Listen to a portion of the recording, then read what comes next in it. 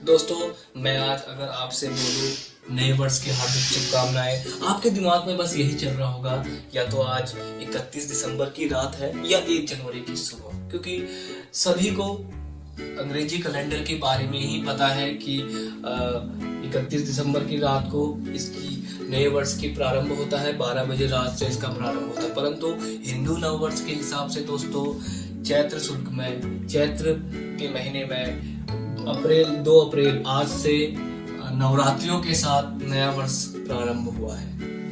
दोस्तों,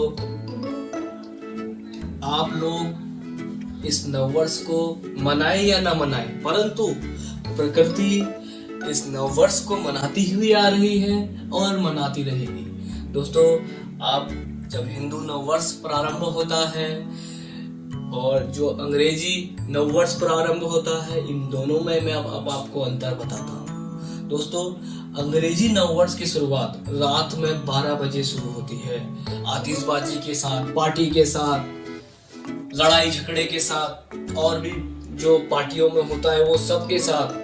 और जो हिंदू नववर्ष की शुरुआत होती है वो सुबह की पहली किरण के साथ, सूर्य की पहली किरण के साथ इसकी शुरुआत होती है। और आप जब चैत्र के महीने में, अप्रैल के महीने में आप अगर देखोगे, जब इसकी नए वर्ष की शुरुआत होती है, प्रकृति भी इस नव वर्ष को मनाती है। आप अगल बगल में जितने भी जो पेड़ है, वो पीले पेड़ों की पत्तियां गिरने लग जाती है, पत्तियां, पीले पत्ते गिरने लग जाते हैं, नए नए फूल खिलने लग जाते हैं, लाल, पीले, नीले, हरे। प्रकृति भी ऐसा लगता है कि वो श्रृंगार कर रही है, ऐसा लगता है कि प्रकृति अब सज धज रही है, लगता है कि ये नया वर्ष है। और अंग्रेजी नव वर्ष शराब, ये पार्टी सार्टी के साथ रात के 12 बजे शुरू होती है, और हिंदू नव वर्ष सुबह की पहली किरण के साथ इसकी प्रकृति का खुद ऐसा लगता है, प्रकृति जो है दोस्तों नए साल की शुरुआत करने जा रही है। और दोस्तों, जो यह नया कैलेंडर जो हम अंग्रेजी कैलेंडर को मानते हैं, ये पश्चिमी देशों से आया हुआ कैलेंडर है। पश्चिमी देश जो भी कैलेंडर, अपने रीति रिवाज जो भी देते रहता, थोपते रहता है, और हम लोगों को मनाते रहते हैं। हमको पता नहीं कि हमारा कौन सा त्योहार है, हमको हमारा कौन सा नया वर्ष है, परंतु रात के 12 बजे लोग पार्टी करेंगे, दारू पियेंगे, और नए वर्ष को, जो हिंदू नव वर्ष होता है, उसको पता ही नहीं रहता लोगों को, कई लोगों को, कि कब हमारा नव वर्ष है।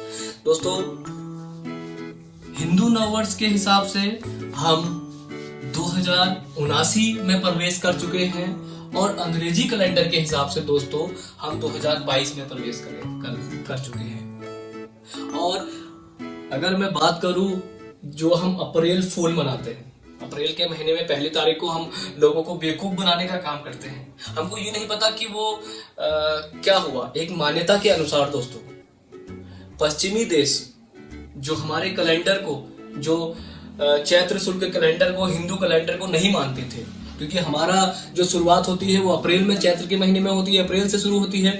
तो वहां पश्चिम देशों में इसको बेवकूफों के, जो बेवकूफ होते हैं वो लोग 1 तारीख से, मतलब जो अप्रैल के महीने से अपना नव वर्ष मनाते हैं, इन लोगों को अप्रैल फूल कह देते थे। मतलब एक क्या कहा जाए, साधारण शब्दों में हम उसे अपमानजनक कह सकते हैं, या एक नीचा दिखाने के लिए कहते हैं कि अप्रैल फूल वाले देश है भाई ये, कि अप्रैल फूल मनाते हैं, ऐसी एक मान्यता है दोस्तों। और दोस्तों, इसकी जो शुरुआत है, विक्रम संवत की शुरुआत चैत्र प्रतिपदा से ही शुरू होती है। और हमारे देश में, भारत में, अलग अलग जो राज्यों में अलग अलग प्रकार से, अलग अलग नाम से इस त्योहार का प्रारंभ होता है। इस त्योहार को, इस नववर्ष को अलग अलग त्योहारों से हम प्रारंभ करते हैं और इसे मनाया जाता है। दोस्तों, ये आजादी से पहले जब भारत सरकार में, दोस्तों भारत में यही हमारा जो हिंदू नववर्ष था, यही प्रारंभ हुआ था। लेकिन 1952 में जब आजादी के बाद औद्योगिक और विज्ञान परिषद को एक जिम्मा सौंपा गया, बोला गया कि भाई आपको ये बताना है हमको कि हमारा कैलेंडर कौन सा होना चाहिए, हिंदू नववर्ष वाला होना चाहिए या अंग्रेजी नववर्ष वाला होना चाहिए, अंग्रेजी कैलेंडर होना चाहिए।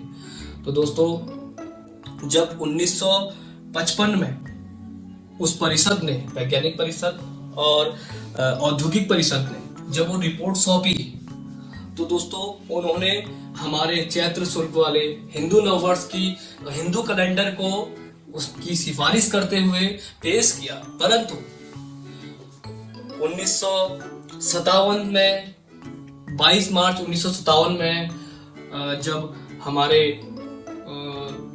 वर्तमान प्रधानमंत्री जवाहरलाल नेहरू थे, तब उन्होंने दोस्तों